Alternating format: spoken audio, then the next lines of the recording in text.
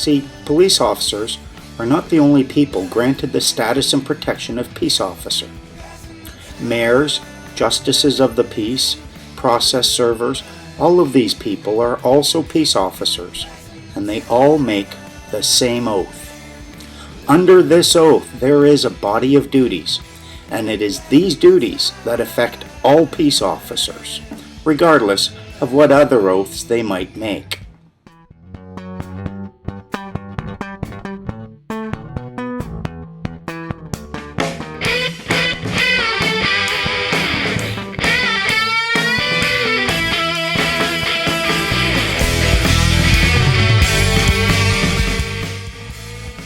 Now the problem as I see it is that there are peace officers out there, police officers, who might see you doing something which they consider to be an infraction of a statute.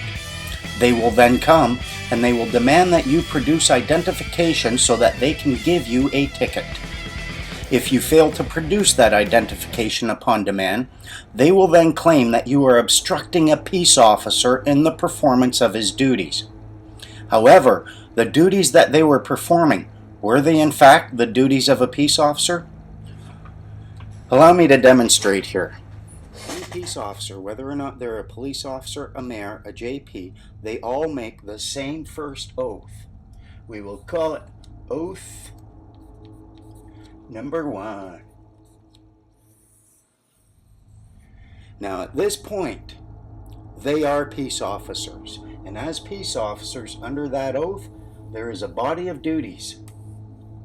And these are the duties of a peace officer.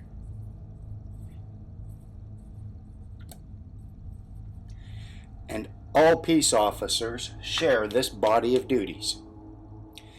Now, after they've taken their first oath, they then take a second oath.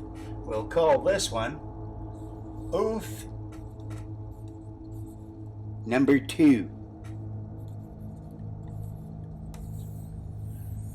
Now this oath only happens once they've made this one, and under it they will have a body of duties. Now this oath is different depending on whether or not you are a police officer, a JP, a mayor, or an officer of the court. And therefore the duties will be different. A mayor is definitely going to have different duties than a police officer will.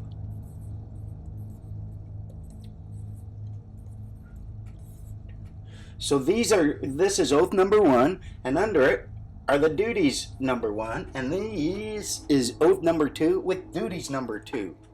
So when a police officer comes and he asks you for identification because he sees that you have apparently committed an infraction against an act or a statute, what is happening then is they are fulfilling their duties under this oath, and it is this body of duties that they're operating upon.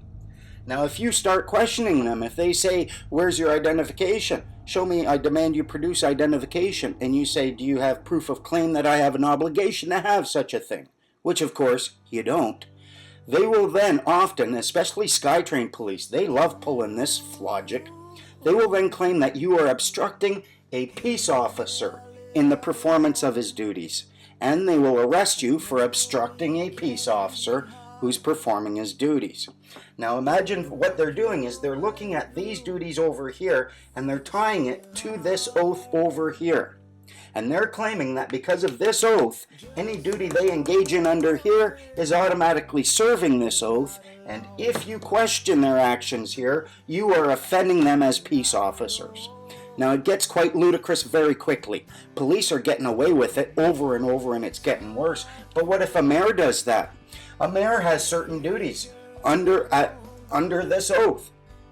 If that mayor, if you start questioning the mayor on how he's performing his duties as a mayor, does he have a right to arrest you and charge you with obstruction of justice because you are obstructing a peace officer in the performance of his duties? Obviously not. And you want to take it even, let's take it a little step further. Imagine for a moment this exact same structure. What if we were to hire But what if we were to make all the janitors in the schools peace officers? It's not such a stretch. It might be a good idea. And they promise to preserve and maintain the public peace in school. But then they also have duties over here as a janitor. And they have to keep the floors clean. Now, if a child starts tracking mud across his floor, can he then charge him with obstructing a peace officer in the performance of his duties? Clearly not. And yet this is the structure that the peace officers out there presently use.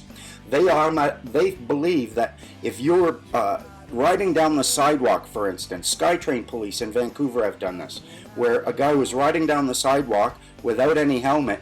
They pretty much tackled him, threw themselves in front of him, threatened to tackle him to the ground, and told him that him riding without his helmet was a breach of the peace. Then when he started questioning them on their understanding of the law and whether or not they had any right to enforce this statute on someone who they have no evidence is subject to it, they tried to charge him with obstruction of justice merely for questioning them and demanding that they produce knowledge of the limits of their authority. This is the problem with allowing people to make two oaths and then forgetting that under one oath there's one body of duties and under another oath there's another body of duties. And this oath to preserve and maintain the public peace, this is supposed to limit their actions under this oath. They are not supposed to engage in any of these duties unless it does in fact keep in line with their first oath to preserve and maintain the public peace. And coming at you with a gun to enforce a statute under this duty in a manner that breaches the peace, this means they're abandoning their oath as a peace officer, and it means they should lose all the protection that that status would normally afford. Let me explain to you the sort of baloney and malarkey that these peace officers are using. They've been told that they can't give you a ticket unless they see identification. And if they see you engaging in what they believe is an infraction, they will come up and they'll say, show me identification so I can give you a ticket because I want to give you a ticket. If you fail to produce it for them, they will then charge you with obstruction of justice, maybe take you downtown to try to figure out who you are.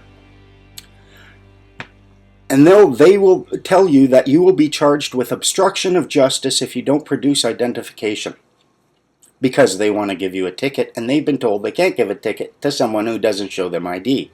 The reason is this: we're simply not subject to their rules unless they have evidence that we have consented to it, and the ID is that evidence of consenting to their rules.